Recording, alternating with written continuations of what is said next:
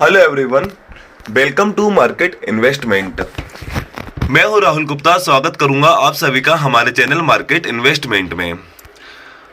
दोस्तों, आज हम बात करेंगे कच्चे तेल के बारे में, यानी बात करेंगे क्रूड ऑयल के बारे में। अगर क्रूड ऑयल की बात करें तो क्रूड ऑयल के भाव पिछले कुछ दिनों से हम देख रहे हैं कि क्रूड ऑयल के भाव के अंदर काफी बड़े उतार चढ़ाव हमें देखने को मिले हैं। कहीं क्रूड के भाव हमने अभी पिछले 2 महीने पहले 7,800 7,900 रुपए के हाई स्तर पर जाते हुए देखे, और अभी हमने मुश्किल से 2 दिन पहले ही हमने 5800 और अभी काफी बड़ी गिरावट के बीच में हमने क्रूड ऑयल के भाव को देखा है। तो भाई, इतनी ज्यादा गिरावट क्यों निकल कर आ रही है क्रूड ऑयल के भाव के अंदर? इतने उतार चढ़ाव आने के कारण क्या है? ये उतार चढ़ाव कहां तक लेकर जाने वाला है क्रूड के भाव को? कहां जाके स्टेबल होंगे क्रूड के भाव? तो दोस्तों, ये उतार चढ़ाव के कारण जानेंगे सबसे पहले कि इतनी ज्यादा उतार चढ़ाव क्यों हो रही है। आगे आने वाले समय में क्रूड के भाव कहां तक जा सकते हैं? मंदी देखने को मिलेगी, तेजी देखने को मिलेगी, खरीदारी करना है, बिकवाली करना है, क्या करना है? एक्सपर्ट अपनी क्या राय दे रहे हैं क्रूड ऑयल के भाव को लेकर, क्रूड ऑयल के टारगेट को लेकर? देखिए दोस्तों, अभी तो कुल मिलाकर क्रूड ऑयल के भाव के अंदर गिरावट आने का एक कारण, अभी पिछले कल के ट्रेडिंग डे में जो बड़ी गिरावट निकल कर आई थी, उसका कारण एक ये रहा है कि फेड की तरफ से जो ब्याज दरों के अंदर नरमी आने की बात हो रही है कि फेड मार्च 2024 में पहली ब्याज दर के अंदर कटौती कर सकता है। तो जो बात हो रही है उसके अंदर ब्याज दर कम होने की संभावना 90% तक जताई जा रही थी कि मार्च 2024 में पहली ब्याज दर की कटौती हो जाएगी, जिससे क्रूड थोड़ा सा मजबूत चल रहा था। लेकिन जैसे ही ये संभावना कम हुई, वैसे हमने क्रूड ऑयल के भाव के अंदर गोल्ड और सिल्वर दोनों के भाव के अंदर गिरावट आती हुई देखी। तुरंत हमने गिरावट आती हुई देखी। और मैं आपको बता रहा हूं कि कम ब्याज दरें तेल की मांग को बढ़ाती हैं। एक बात आप ध्यान रखना कि कम ब्याज दरें तेल की मांग को बढ़ाती है, और मांग ज्यादा होगी तो भाव के अंदर तेजी अपने आप हो जाएगी। तो एक बात आप ध्यान रखिए, अगर फेड 2024 मार्च में अपनी ब्याज दरों के अंदर कटौती करता है तो क्रूड ऑयल के अंदर आपको मजबूती ही देखने को मिलेगी। दोस्तों, अभी फिलहाल में मध्य पूर्व तनाव में भी अगर हम बात करें कि काफी ज्यादा अभी भू राजनीतिक तनाव चल रहे हैं, जिससे तेल की कीमतें कभी भी उछाल मार सकती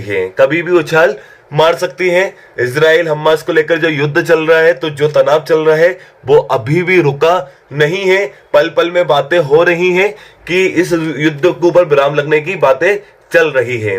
लेकिन जैसे ही युद्ध विराम की बात होती है, तेल के भाव के अंदर हम गिरावट देख लेते हैं। जैसे युद्ध के अंदर कोई सी भी एक न्यूज आती है, वैसे ही तेल की न्यूज के अंदर वापस हम तेजी देख लेते हैं। तो अभी ये तनाव है, भू राजनीतिक तनाव है, जो तेल को बिल्कुल स्टेबल नहीं होने देंगे। और अभी फेड की ब्याज दरें हैं, ये रोज अमेरिका के आर्थिक डेटा के ऊपर डिपेंड हो चुकी है।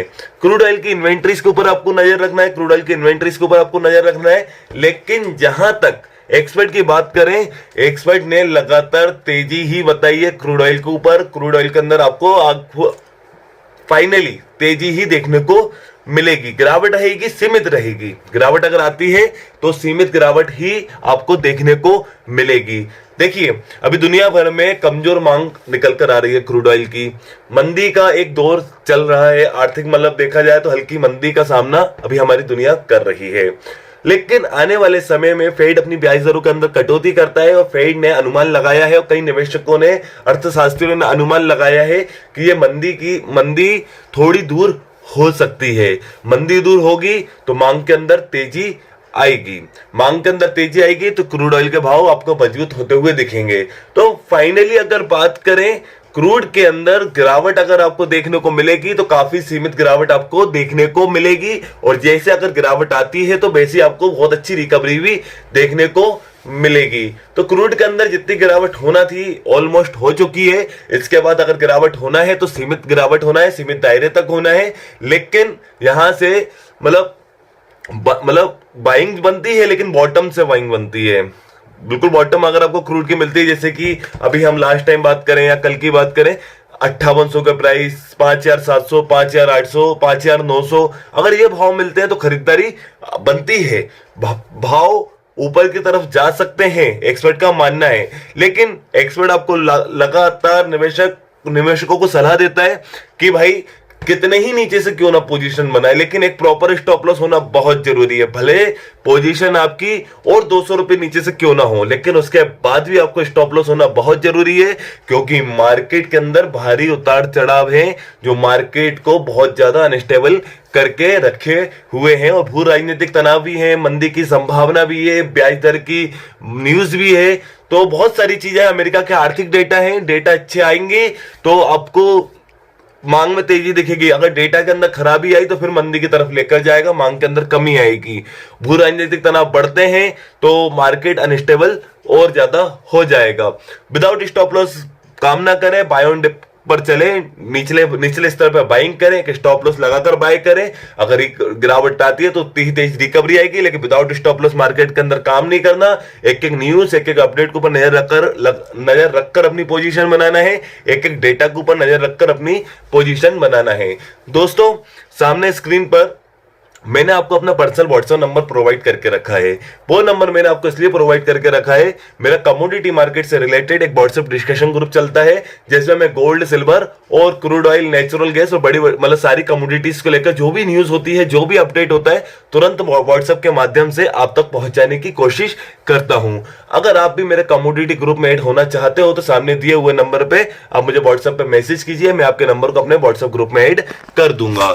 चलिए दोस्तों, अगर आपको ये मेरी वीडियो अच्छी लगे तो मेरी इस वीडियो को लाइक कीजिए। अगर आप मेरे साथ जुड़कर रहना चाहते हैं तो मेरे इस चैनल को सब्सक्राइब कीजिए, एंड अंत तक मेरे साथ इस वीडियो में बने रहने के लिए आप सभी को मेरा दिल से धन्यवाद।